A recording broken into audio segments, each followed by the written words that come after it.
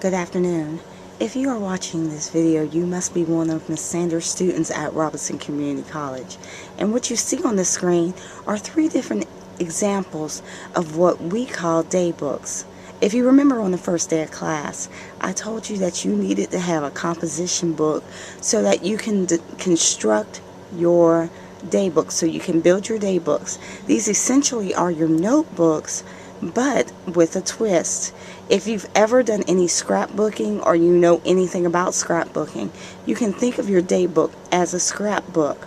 I want you to know that I did not make this concept up. I got it out of this book called Thinking Out Loud on Paper. It's a very great resource for any teachers or any future teachers who happen to be my students right now who may want to use this in their classroom. Now, with these composition books, you need to make them very much your own. If you look at this one here, this is the one that I used, hopefully, to follow along with one of my classes.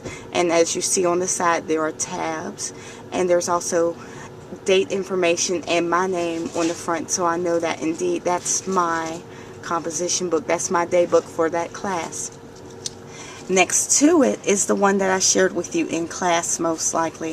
This is my day book for my second semester in graduate school. It's not quite complete, but I will be using it in this demonstration.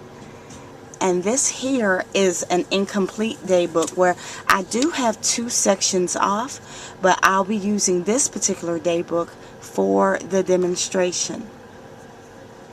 This demonstration is primarily for the design of the page numbers. I was afraid that you may get a little confused about the page numbering. So let's take a look at the notebook. When you open it, you see that there is just one page facing you. This page I would like for you to leave completely blank.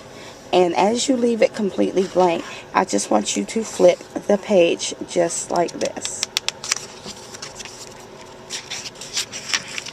Okay. Now when we start numbering the pages, you see that you have a page over here and a page over here. This is your left page, being that it is facing you and it's where your left hand rests. And this is your right page over here. Now in your directions, your printed directions on our Moodle site, it states that you need to number your pages in the upper right hand corner, only on the upper right hand corner. So really, when we're talking about pages in class, we are really talking about the entire page. Both sets of these sheets equal 1 page. So if we start numbering our pages, this will actually be number 1, like so. Now flip the page, and this page here will be number 2. Number 3.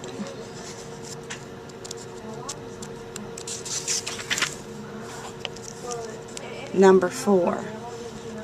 And for those who think I'm going all the way up to 100 on this video, I'm not. I'm stopping there, and I'm going to show you.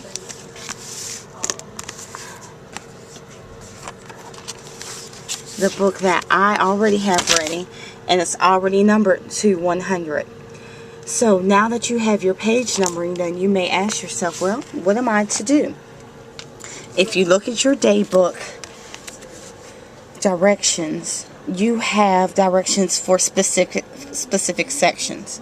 You see here that I have a section for day 1, day 2, day 3, day 4, and so on for my day book.